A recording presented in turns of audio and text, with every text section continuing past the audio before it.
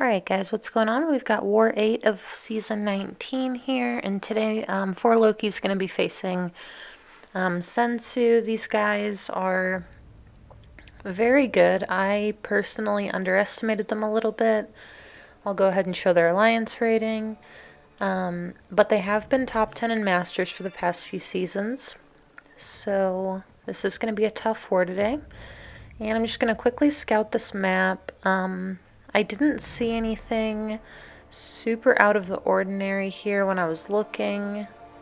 Yep, everything looks pretty normal. Nick Fury is on node 23 instead of Korg, and Korg is on the kinetic transference node, so that makes sense to me. But I'm going to be starting off on path 3. First fight here is just going to be like enhanced armor up or aggression armor. It's basically a nothing node. It's a diversity placement. So I'm going to be taking Quake in here against this Mephisto. Mephisto is not stubborn, so I'm not worried about this fight at all. And pardon my voice, guys. I am feeling kind of sick, which is stressful during times like these. So just if my voice sounds a little bit scratchy, I apologize. So I'm going to be using this combat regen boost because Quake, when she's boosted, she loses about 20% health per fight. And I'm going to be using her more, so you can see there I lost 8%. Super easy fight. And now we're going to be moving on to the strike counter node. This is going to be a magic. And basically with any of the strike counter nodes, you have a certain number of mediums, a certain number of lights, and a certain number of heavies that you can throw during the fight before the defender starts to gain some sort of effect. In this case, it's Fury. So I'm just not going to hit her at all. Magic is not a defensive defender, so she's not affected by the global. So this is just going to be a really easy, just a really easy Quake fight. So you can see here we're about 30 seconds in. I think that she's going to need one more cycle to go down, and that is going to be it. So, okay, I'm going to scoot up here to help out an alliance mate with energy. Now this next node, I think this is node 24 if I remember correctly. It's EMP modification. That's basically the thing to know. And Mojo is the defender. So quaking Mojo is always a little bit of a crapshoot. Depending on the prompts you get, it could go poorly, but usually you're not going to get that unlucky. I'm going to show you here though in this fight. I go ahead and freeze frame the prompts that I got. So that I accidentally let off heavy there. So the first one here is dodge a hit. So I'm like, okay, that's one. And I think if you complete 5 prompts in a row, he puts a buff on you that he nullifies, and then you degenerate. So here we've got charge a heavy attack. So of course I charge my heavy. Here we get a second charge your heavy attack back to back. And then we get dash backwards. So now he placed the hater on me, the hater buff, and basically nullified it, so I'm degenerating, and he's going to regen. And at this point I think that I was a little bit panicky, so I did an extra dash back there. I got caught and finished with a heavy attack, and if that didn't kill him, I was just going to play out the rest of the fight normally. Instead of parrying a bunch or charging my heavy, I was just going to hit him to death.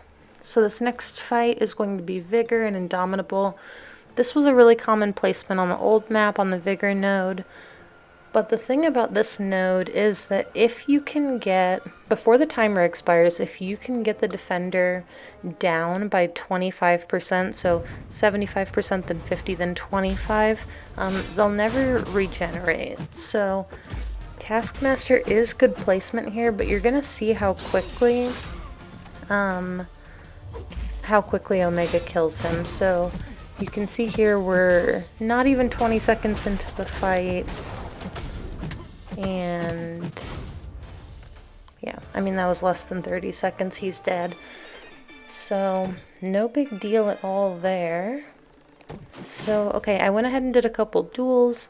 This next fight is going to be Dr. Doom, and this is going to be on Buffet.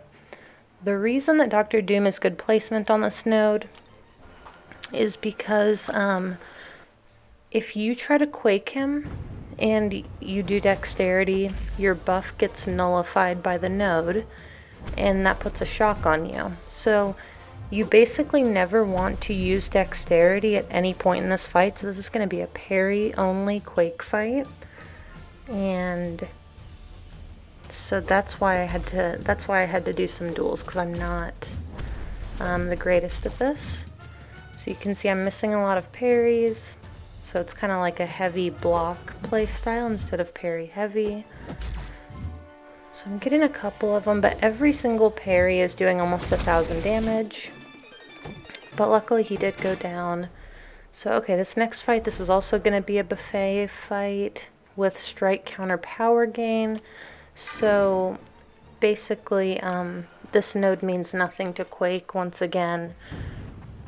I'm going to go ahead and use her. He is not stubborn, but since it has Buffet and since my alliance mate had already gone in here and done a decent amount of damage, I didn't want to do the dexterity. So I'm going to be doing parry style, because otherwise I would have healed him to full, and with his passive power gain he would have gotten a bar of power. So I just didn't want to deal with that. So you can see here, we're about 30 seconds in, one more cycle, should be over, and yeah, no big deal. Alright, and now we're on to our last fight, which is the biggest disappointment of the war, and that's going to be this thing boss. You can see I'm boosted. I never use 30% boosts, ever. Unless there have been, I think, 2 times this season that I've put a 30% boost on, and this is one of them. So my plan here is to go in and block, bait out a heavy, counter with my own heavy to start locking in spores. And then I'm going to try to manage his power. You can see there I was blocking, he threw his special anyway, but I'm going to heavy counter his special 1. So got a decent intercept there. And now he's at 15 stacks. But you can see I'm kind of in the corner a little bit, which is worrisome. The spacing just isn't great on this fight. He's indestructible, and I know that, but I'm not concerned about it during this fight because I know that I have 5 minutes. My plan going into this was to not rush. So you can see that he's not really block hitting me. He's throwing a ton of heavy attacks. And now he's not wanting to throw the special 2. So I am against the wall. Throw my special 3 for space. He's still indestructible, but I didn't want to block a hit, have him charge a heavy, me have to dex again. I didn't want to waste the time. So you can see there he didn't hit into my block. There I have to block his special 2. So gonna go ahead and counter this heavy with my own heavy. I'm going to go in here.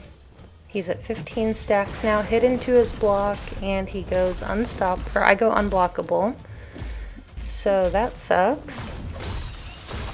So now we're in kind of a weird situation. I'm hoping that I don't go unblockable. So I hit his block to get him over the bar of power. Right here, I'm doing medium, medium. You can see that my second medium started to go, and I interrupted my own medium attack with a heavy, or I'm sorry, with a special 2.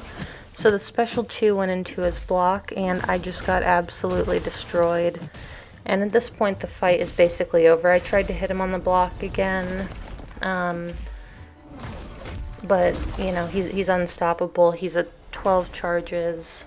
I was just in a bad spot. So second death of the season, which really, really sucks. And we did end up losing this war against Sensu.